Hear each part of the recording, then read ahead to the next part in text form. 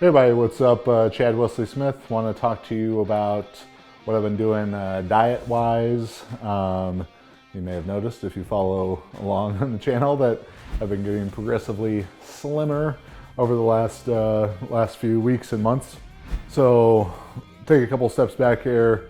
Most of my time, 2015 to 2017 in powerlifting was spent weighing between 350 and 375, like 160 to 170 kilos. Really in powerlifting, I started out weighing about 300 pounds, 137 kilos or so, and did my first couple of meets in the 140 kilo, the 308s class, lifted big weights there, squat over 900. And then when I came back, when I started doing strongman, I started putting on more weight with that. More muscle, but more weight overall. And I think part of that was thinking like, the best strongman competitors are really big. They were 450 pounds. Granted they're 8 inches taller than I am as well, but that I had to get a little bit heavier. And then I had those herniated discs back in 2013 and lost weight during that time just because I wasn't training hard. But when I came back to doing powerlifting after that, in summer of 2014, first meet, 155 kilos. 6 months later, next meet, 160 kilos. 6 months later, next meet, 165 kilos. 6 months later, next meet, 170 kilos. And it wasn't something that I was actively trying to do. And honestly, if you would have looked at my diet or how much I ate, people were always very unimpressed. I think they were expecting these 10,000 calorie challenge type of meals every day, and that just really wasn't the case. I kind of just ate whatever I want. And but it wasn't a ton of it, and I didn't feel like I ever ate really bad, but I also never actively tracked my macros or anything like that.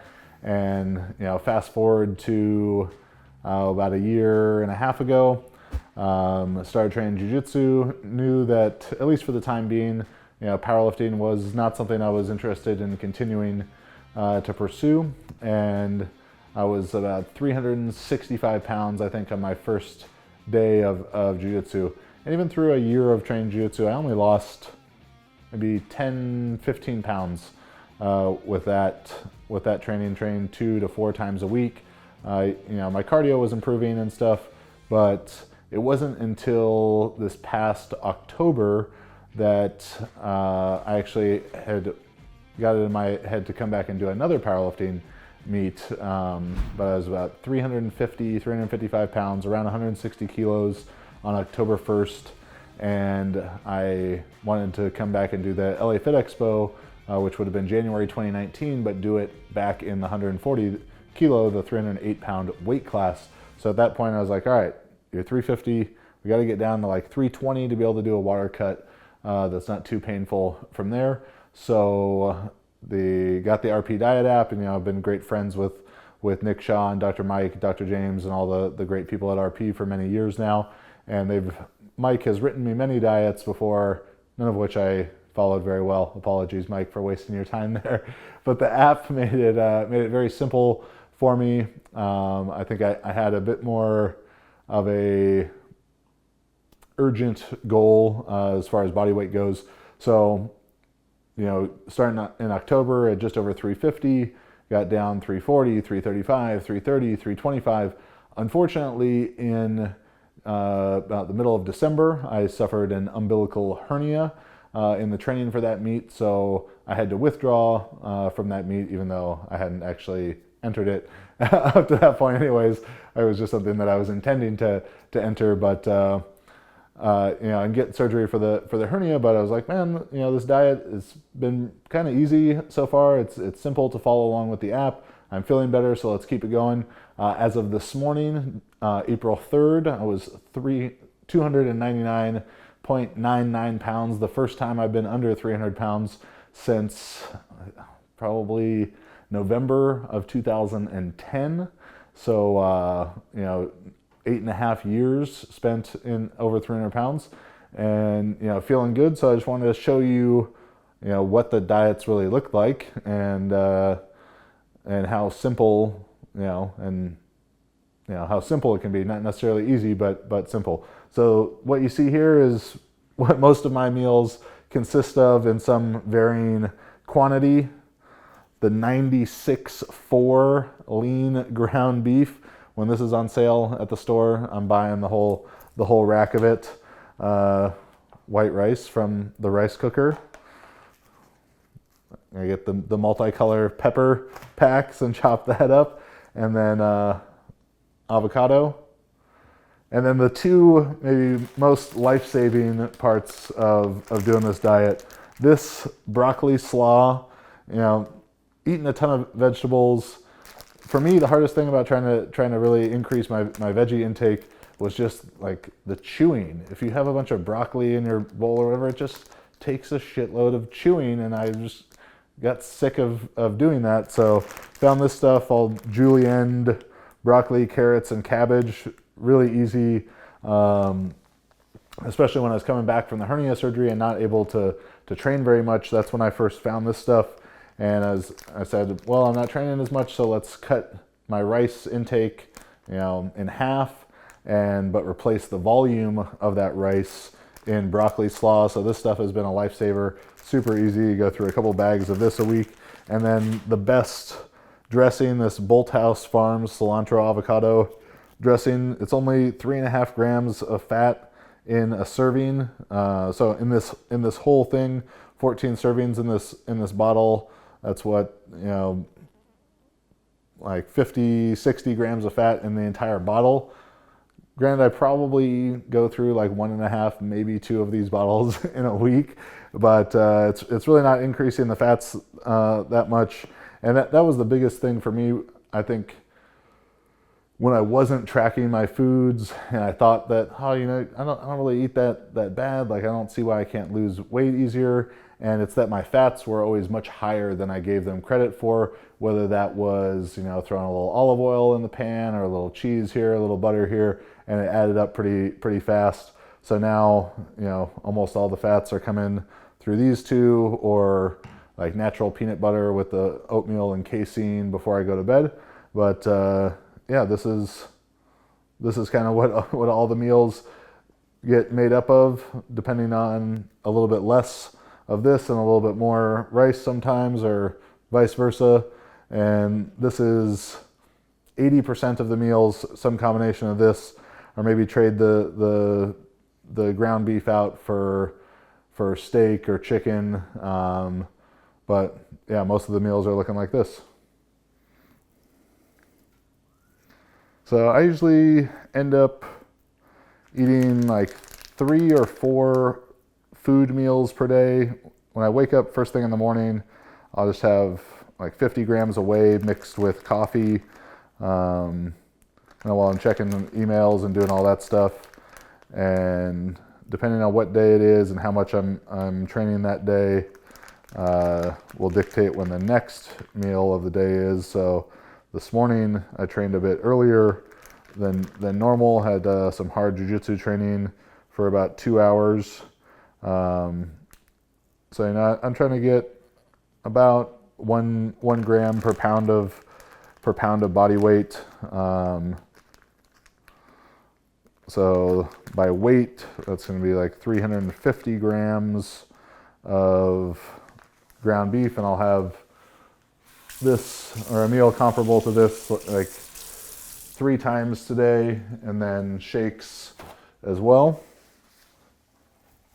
Oh, the other real key to my diet, get the open one, is this McCormick Brazilian Steakhouse marinade mix. I don't know if it's a placebo effect of it being Brazilian Steakhouse and I feel like it's making my jiu-jitsu better, but I buy this thing, like buy the box, like 12 packets at a time, because I have to order it online, because sometimes it's sold out at the store, and then I'm in a panic if I'm not going to have my Brazilian Steakhouse marinade. Liberally applied. But yeah, I'm going through like a packet and a half of this every day, 2 packets a day. So today's training is pretty hard day of training. Like I said, about 2 hours of jiu-jitsu, and then heavier lift and some conditioning here at the house. later. So, depending on the day, I'll end up between like 300 and 550 grams of carbs. Like I said, that almost all of that's coming through white rice. Sometimes at breakfast I'll have like a Kodiak cakes or something like that, just for a little bit of a change. So this is 265 grams of rice. It's not a huge quantity. Like I said, I've never been that big of an eater. Dr. Mike, whenever we go out to eat, is always amazed how little I eat. But especially after really hard jiu-jitsu training, sometimes I feel like too tired to even eat a lot. So it's tough to kind of choke it down. And then the broccoli slaw stuff, I just kind of add however much seems good for that day. I'm not worried about measuring that.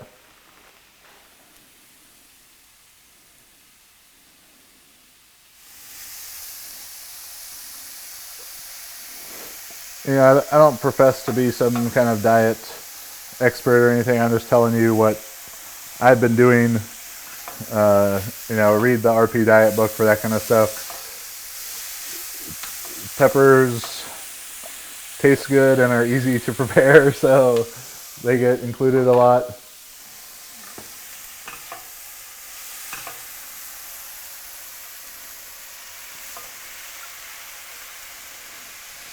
This last like month or 6 weeks or so, it's actually been almost harder to eat enough to maintain my weight and not get too much below 300 and not be able to recover well from the hard training. Like I said, right now I train jiu-jitsu 5 or 6 sessions a week, and then have 3 harder lifting sessions and 2 smaller accessory type sessions. So it just kind of gets hard to eat enough to support that. This dressing, I don't measure it. I'm not trying to be a bodybuilder or anything. I'm just adding enough for it to taste good, and it makes everything a little bit more palatable and go down a bit easier.